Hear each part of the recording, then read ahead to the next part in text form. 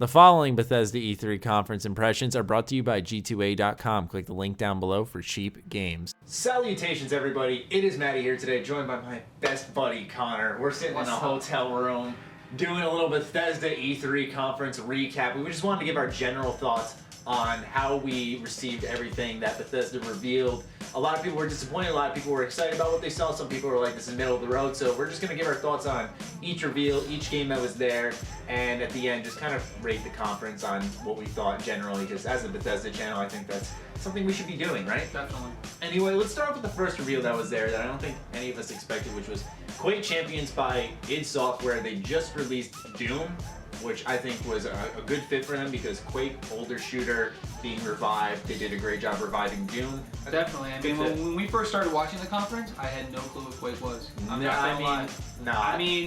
first I thought like Unreal Tournament. I did play a little bit of that. Okay. But like I was thinking like it's another old school shooter, basically. Another old school team shooter. I don't like how the guy sold it personally. He's like badass heroes because with Overwatch, Battleborn, everything that like, just came out with so many heroes, and then he has to sit there and say badass heroes. Well, I mean, I think when he's describing that kind of game, because I know we did our research on the game, and it was kind of based on the hero point of view when it came to but that the like multiplayer. just fast action. Yeah, exactly. So what I was thinking is, I mean, he did pretty well on it. Yeah. I mean, I'm not familiar with the game, so I can't really say anything. Yeah, crazy. I mean, I'm not crazy familiar with it either, if I'm totally truthful. But overall, it sounds cool though. Yeah, it sounds like a good fit though because I know it's a fast-paced, team-based shooter, and they did Doom, which is fast as hell. Which is a very fast-paced. Yeah, how about that? How about that Elder Scrolls Legends? They showed that again. Like I was a little deflated because. Now, I know a lot of people were excited with Quake, and I totally get that. We both do.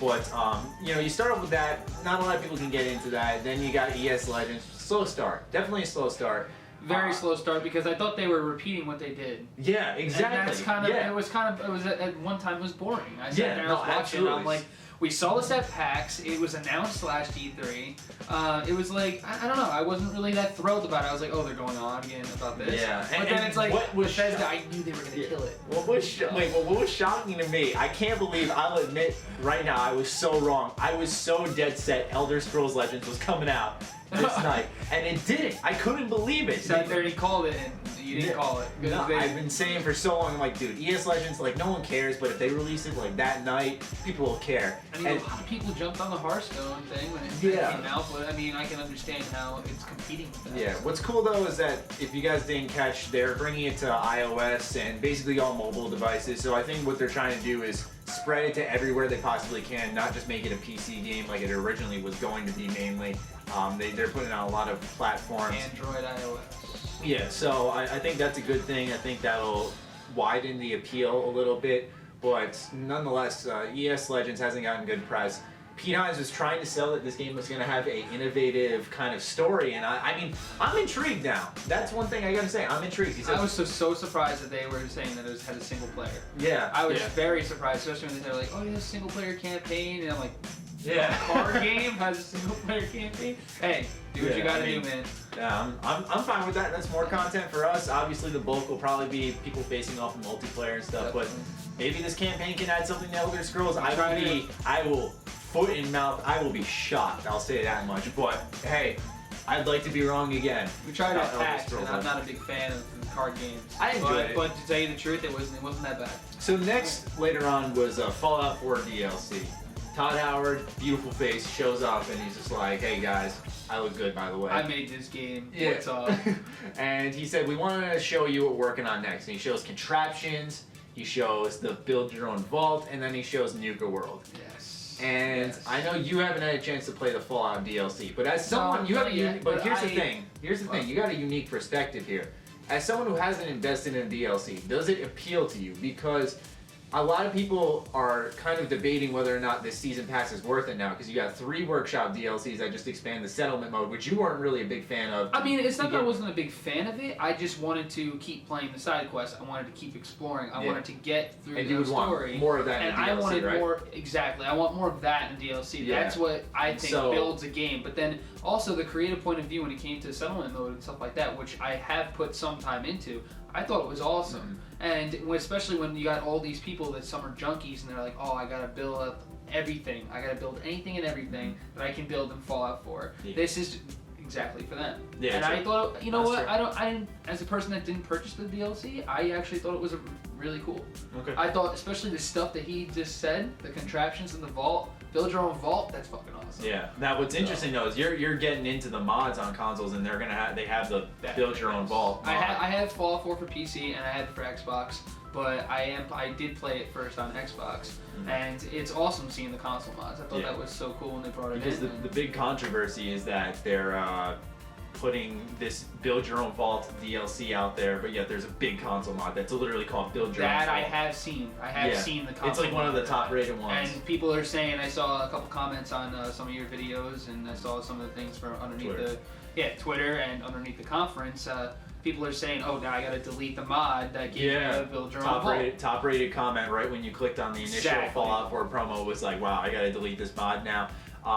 For me personally, contraptions, Build Your Own Vault, I'm down for because I think the mod was great, but obviously I'll take the official product on something complex like that. Hopefully with the experiment system they have in this DLC, if they can really expand on that, that'll be awesome. We'll talk about Nuka World in a second, but what I really wanted to get your opinion on really quickly is, does the DLC appeal to you? Because you got three settlement modes. You got an Automatron, which gives you like about a couple hours worth of questing, and then you got Far Harbor, and then Nuka World. As a person that hasn't bought any of them yet, it does appeal to me. It does. I mean, I started being a Fallout fan. Would you buy the season pass and get all that DLC, or would you buy it separately? How much is the season pass? It's $50, right? Would you buy a $50 season pass, take that settlement DLC, but you're really gonna only play through the Automatron and that stuff? For me as a Fallout player, which I am recently new to Fallout, I would have to say that I would buy them separately. Yeah. I would buy them separately because I'm not a big settlement guy, but it appeals to some people and it does look really cool. But if anything, I'd get like one out of like the three. Yeah. And that's just me. And who knows how much the Build Your Own Vault one can be. True, we don't even know how much it's going to do. Yeah, because that's a little bit different, because a lot of people are like, well, that's a settlement expansion, and it technically is. You can see the settlement features in there, but I guess it's just it looks like Fallout Shelter in a way. It actually does, and they were actually showed showing like a side view of it. I'm like, this looks like Fallout. What the? They were showing a side view, and they were showing like kind of like a little bit of gameplay of it. I'm like, that's Fallout Shelter, but real Fallout like character models and everything. It was kind of. Speaking of cool. Fallout Shelter, though, I think one of the better surprises was that overhaul to Fallout Shelter. I'm not one who's played Fallout Shelter much since Fallout 4's launch. Like, I'd imagine many of you out there are the same. But I gotta say that when I saw how they added like almost like a party system where you can send out groups of your own settlers to new locations, and they do quests, and there's like a new combat system, and they brought it to PC. That sounds awesome. Yeah, it does sound. It sounds pretty cool. Yeah, I mean, it sounds like something that's a good enough overhaul to pull people back in, which to start playing it again. Yeah, I also do think though that when they announced that Nuka World's gonna be this last Fallout DLC, that you kind of killed whatever hype and effort you put into Fallout Shelter, because I'm sorry, but once Fallout 4 is done, I think Fallout Shelter is probably done as well. That I can see, and them making this whole kind of like update thing, or then giving this overhaul to it. Yeah. I think that's actually a pretty good idea, because it's trying to get people into it before that DLC comes out. True. Which is so they can get them more customers and stuff like that, which isn't a bad thing. Yeah, but I thought that was a good idea on their part. Let's talk about Nuka World briefly. Pre-war amusement park run by raiders. Pretty fucking cool idea, to tell you the truth. I like it. I am so excited for it. A lot of people, like, when they saw it, because I think they should have given a little more detail. I'm not saying this as a YouTuber, but I'm saying I think they should have given it a little more detail, because a lot of people were left kind of wondering, like, what exactly is this then? Because some people were like, is this just an amusement park? And it looked so lively that people were confused in that way. It actually looks like there was a lot of people there. And if it's overrun by raiders, then it's like, okay, that's a pretty happy place. Am I going to go in there? That's a pretty happy place for raiders, first of all. And second of all, am I going to get killed in 2 seconds? Like, yeah, exactly. I don't know. Like, people thought it was like, my joke was that, oh yeah, it's going to like expand the game. You're going to be able to make your own roller coaster rides and shit. And like, people were like, were you right? Like, and so I don't think I am right, but I can see the confusion there. Yeah, we'll find out though. Yeah, they also, alongside that, Bethesda Game Studios revealed that there was a Skyrim Special Edition. Now I know you haven't played that much Elder Scrolls. I'm not a huge Elder Scrolls fan. Mm-hmm. I mean, I play Elder Scrolls Online with you. Yeah. I mean, we play with other friends and stuff like that, but to tell you the truth, I played some Skyrim. I do not play a lot of Skyrim, but this actually appeals to me. I might pick it up because, to tell you the truth, I don't want to go back to the old consoles. Yeah. We're in the age of new consoles. We're in the age of VR and all that kind of stuff that's coming out and everything. And to tell you the truth, I would want to play Skyrim on new gen consoles. Yeah. New graphics, new gen consoles. Then I'd probably get into What's it. cool is that the PC players who already own Skyrim and all its DLC, or if you own the Skyrim Legendary Edition, which if you want to wait, you can get this for $5, people, on the Steam sale. You get the free upgrade to the Special Edition with the enhanced visuals, which I think, if you're smart about it, you wait till that Steam sale if you don't have Skyrim or any of its DLC. Buy that all on sale. You don't have to spend like the $30 or $40 on that enhanced edition because you get the free upgrade on PC, which is awesome. As for console users, I'd be excited if I were you because you're getting console mods, which I think is awesome because the Skyrim modding community kicks ass, although I see a lot of nude mods. Yeah, lots of awkward. Yeah, lots of nude mods, immersive pubic hair and all that bullshit. Oh, yeah, okay. it's interesting. But overall, that's pretty cool though. Because the person that doesn't have it, I'm definitely gonna wait for that sale and I'll probably pick it up. Yeah. So yeah, I think it's a good time to bring people back into Elder Scrolls. Here's the game that I was blown away by. Me and you both were blown away by this game. It wasn't even, and I'm not a guy who likes cinematic trailers at all, but I really liked Prey. Oh, yes. That game was sick looking. It looked so cool. And to tell you the truth, I did a lot of research on it right after we were done watching all of that. Yeah, I made like 3 videos in the time that this kid was researching this one game, just killing it. It was insane. Videos were flying out, and I'm like, all right, I'm still doing this, but I'm new to it. But no, but you had pages of notes. It was insane. Like we're really digging this game. We're going in-depth analysis. Oh Jesus! Just kidding. We're seeing. We like what we see, and we're definitely going to try to hopefully during this week at E3. Try to see if they have some of it. If they have something, maybe just like an interview. Yeah, maybe an interview or something. But we're hoping to see more. I know that they said that we're going to learn more at QuakeCon, and I felt like Bethesda kind of held back a little bit on this press conference because you heard that a lot. I have to agree with that. Yeah, more at QuakeCon, and then they kept going with Quake everything. Makes sense though. They did that with Prey, I believe. I mean, Prey. I want to see more on it. I think they'll do that. I thought it was so As interesting. well. I thought the whole concept behind it was pretty cool. Yes. And it gave me kind of like a creepy kind of feel to I was shocked personally because I've raved about Prey 2, and when it got canceled I was so sad because it was this, it almost looked like a futuristic kind of Star Wars bounty hunter in a way, I can see that. And so I was so excited when I heard the rumor that Prey's revival was coming. I was thinking like, oh, it's going to be like open levels and stuff, but this is like a psychological thriller. And you said that there's like open environments. They said. Yeah, they said that it was in a big open environment that you can go through and play stuff that you haven't played yet. You can keep going through each level, and you can play it a different way. Your choices reflect everything. Yeah, they said there's consequences to your choices. And they said it's. You know what I loved about it? He said that it was it's its own game. It's not a sequel to the other one, to the old Prey. Which is good. It's not something that's coming straight out of that. It's an Arcane Studios new game. Prey. That makes me excited because I love Dishonored. They made that, and I'm excited for everything that they're gonna. Yeah, they definitely alluded to a lot of Dishonored things you said in the interview, where there were a lot of this information a lot of people missed came out at the BE3 Plus, where they did post show. Yeah, they did an interview with the code director, the creative director. Yes. Yeah. And he gave a lot of insight on the game, not too much, but a lot of insight, and it was a lot more than he gave on stage. A lot more than they gave on stage, and it actually made me understand where the game is coming and where it's heading. There's Dishonored 2.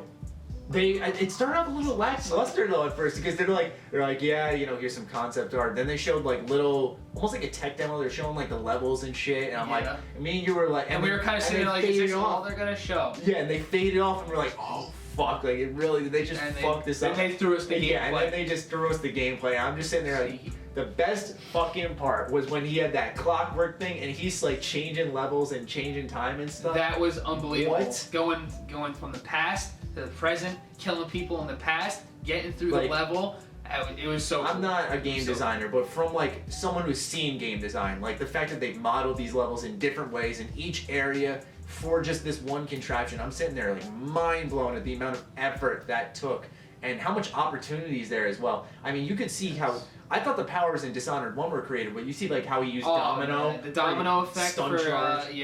oh my god, that was so cool. Yeah. How one thing you hit him with the electric charge, a stun charge, and then it hits all three of them. Like that was so cool. They also had a Mesmerized Ability, which I said to you, I was like, they can put way more enemies and levels now. I didn't even know about that. And then as soon as I saw it in the trailer, I was like, what? That's insane. New powers. Like, yes, this is what I want from Dishonored 2. I want new powers. I want an awesome game, and they're bringing it. Yeah, and they said there's going to be like a skill tree and stuff for Dishonored 2, so I'm really excited for that game personally. It's probably one of my top 3 most anticipated games. Especially when Dishonored, the first Dishonored, was literally my game of the year. When it came out. That was some shit. I played that so many times through, and I'm curious as to how long this game is, because Dishonored 1 wasn't crazy long. It was a good length for what the game was, and it was highly replayable, and it still is replayed to this day. Oh, I still have it for PS3. Yeah. And so for me, I'm wondering how long this game's going to be, because you see a lot of effort being put into the little details and a lot of powers changing and stuff, so I wonder how long this game's actually going to end up being. We'll have to find out. One thing that Bethesda, sneaky little Bethesda, snuck right in at the beginning. I said something, I was like... Blew up on Twitter. Yeah, I said something though when we first saw it, like they did that booting up sequence, and I'm like, something might have been there. Like I pointed out something. I saw stars, and I was like, not stars, asterisks, and I was like, why does that have that? But then I was like, you know what, whatever. It's probably just a startup. Happened so fast, like you didn't have a chance to register it, and then like someone went back, a couple of viewers went back and sent me tweets, and they're like, look at this, Matty, like new Wolfenstein game. And you see in this boot up process, they have stuff like Wolfenstein 3D kind of computer code font, like in a way, and it's just sitting there, and they got a bunch of games listed, and they got all their release dates, and then all of a sudden there's new Colossus with no date, and it's right below the old Blood, and I'm like, oh my god, they just teased a new Wolfenstein game, and what they teased it, so now it's kind of in the talks. People are wondering, QuakeCon? I have a feeling they're gonna give everything at QuakeCon, because they're just like, okay, we have so much stuff here, but we don't want to get too much details on it right now. So let's just wait till QuakeCon, and we'll I think that sort of makes sense, because Pete, when he was on stage, it seemed like he was kind of enforcing that that's like their conference. He was kind of saying like, oh, that's our conference. That's where we're gonna give you the rest of the information that you want to know. It's like, so they're like, a okay, almost. let's go, and here's just a little bit, and then we're gonna give you the rest later. That's exactly what I was thinking. Yeah, it seems exactly like that, but. Which is the bad thing, but oh my god, Wolfenstein on top of the games that we were just talking about. That's definitely fall next year. That's awesome. Fall next year. That's awesome. So if it is, I can't wait. Well, because I'm thinking like ahead, because I think like if they did an E3 press conference this year, I think they're gonna do one next year. I'm already assuming. Yeah, they'll definitely do one. Yeah. Next So year. what I'm thinking to myself is that hold off on this until fall next year, because they have a shit ton of games coming out. There's a lot of games coming out But then there's also Prey, which is a 2017 game. Who knows? Maybe that's springish or something like that. Regardless, though, because then you got maybe an Evil Within 2 next year as well. There's been a lot of excitement and hype around that they thought that was going to get announced as well, and I was excited for it because I watched you play it, and to tell you the truth, that game gave me the chills every 10 seconds. That game was, I love that game so much. I was number 3 on my Game of the Year list of 2014. I really liked Evil Within, and I was so hoping we'd see that at this E3. I wasn't really disappointed. I was a little bummed, but yeah, there's QuakeCon. There's QuakeCon. And the last thing that we figured we'd discuss here before really giving our full verdict on this is the ESO 1 Tamriel. We like Elder Scrolls Online, which actually doesn't seem, based off the numbers presented, did not seem like an unpopular opinion. I think that was a little surprising when they were like, we have 7 million players. I'm like, wow. Anytime I talk about this game, I get shit on. A lot of people think of it as it's like a deviation from what Elder Scrolls traditionally is, and it absolutely is. It is not 100% It's definitely not an regular Elder Scrolls game. No. And that's why people probably give you shit about it, because, I mean, to tell you the truth, when I said I was first playing it, I got shit too, and I was new to, PC gaming. Yeah. So I was just like, okay, well, I'm going to try it out anyway. I don't really care. And then I actually started to like it, but it's gotten a lot better. Yeah, and this 1 Tamriel thing, if you guys don't know, what it does is it removes the level barriers on content. So let's say Connor's level 4, for example. He's not, but let's say he's level 4 and I'm level 26, and I'm like, yo, hop on ESO. Normally, he'd have to level up to play with me. 3 levels. Yeah. It has to be a 3-level gap, I'm pretty sure. I think so. something like that. They have like a difficulty scale, or it's in like a color-coded thing. So I think yellow's easy or green's easy, something like that. Regardless, though, what happens though is now when Connor joins my group, it will scale him up. So now he can join in any quest I want to play, any dungeon I want to raid. He is scaled up to the proper level, which I think is awesome because that encourages team play. That encourages people to play the game a lot more because now it's not like, okay, I can play the game by myself and not feel bad because then you can hop on and I can join your quest and scale down to you. But there's one thing that I am a little skeptical on, and I want to say this real quick, is that can I join your campaign? Oh yeah, because the single player campaign kind of thing. That's what I want to know. They left out a little bit of detail there. I mean, if it was said, then it was said, but I didn't catch it. And to tell you the truth, that's one thing I wanted to know. If they're letting you do this where the level barrier is gone, then why not let you come in on my campaign mission so we can get like a co-op campaign going? Yeah. Because when we first started, that's what I wanted to do. That's what I thought was awesome. And then 2 seconds later, I realized it's not even there. Yeah, I mean the story's kind of built around like a one-way kind of thing, and I understand that, but at the same time, it's like, why not? Why can't I have someone like travel with me? Why can't I have someone do quests and stuff like that? So, at the end of this all, that's kind of Bethesda's E3 conference.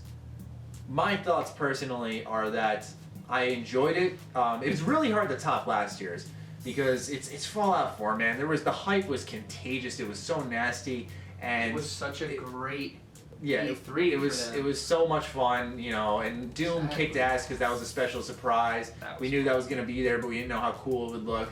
So yeah, there was a lot of cool stuff. The Dishonored 2 reveal, they came out really strong with their first ever E3.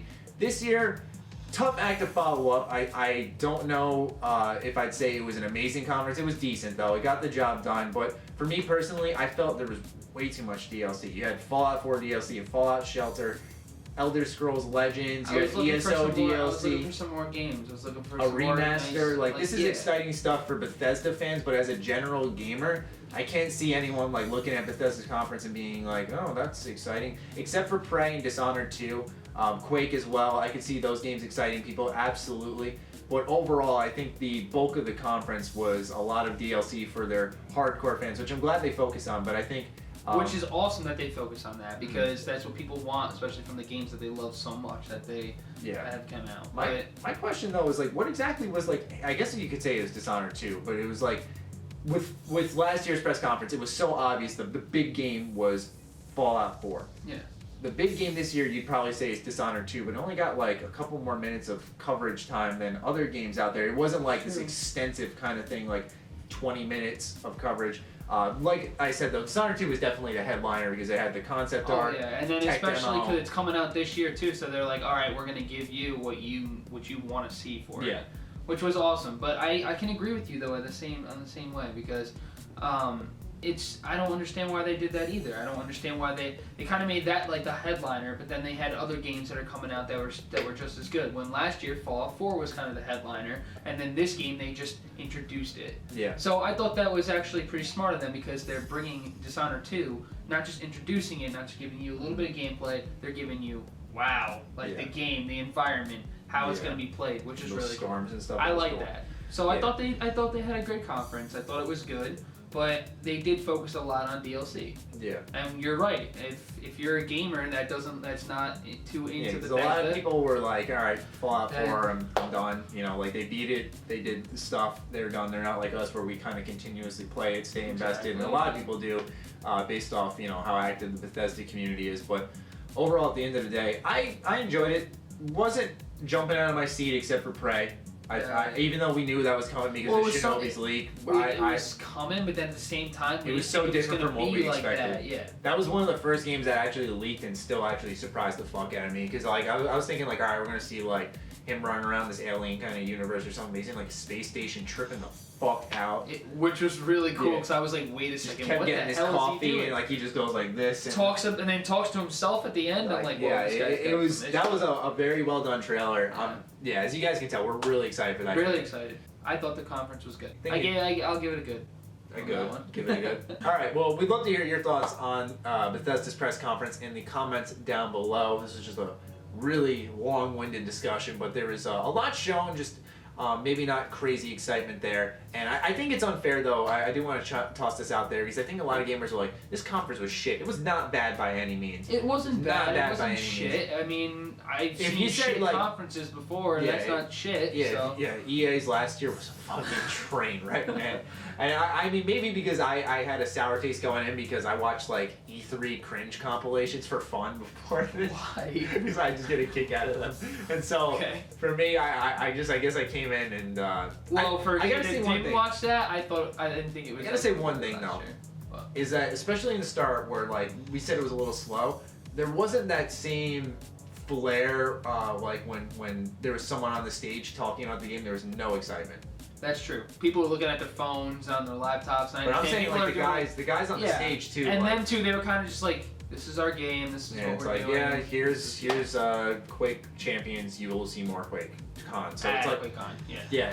I mean, I think if anything, that's the other thing is that, and I'm not slamming him by any means, but I'm just saying I think like when Pete came out, he was a little flat. And I'm not saying it's up to Pete to set the show, but you know, it's like usually He's like, all kinda right, known like for here that we go. guy to And I'm get saying like when you everyone come out, it's like, kinda all right, here we go. This is Bethesda's E3 showcase. You know, get people a little excited. But he was like, yeah, here's Elder Scrolls Legends. Yeah, you'll get more of this later this year when it comes out on iOS. Yada yada yada.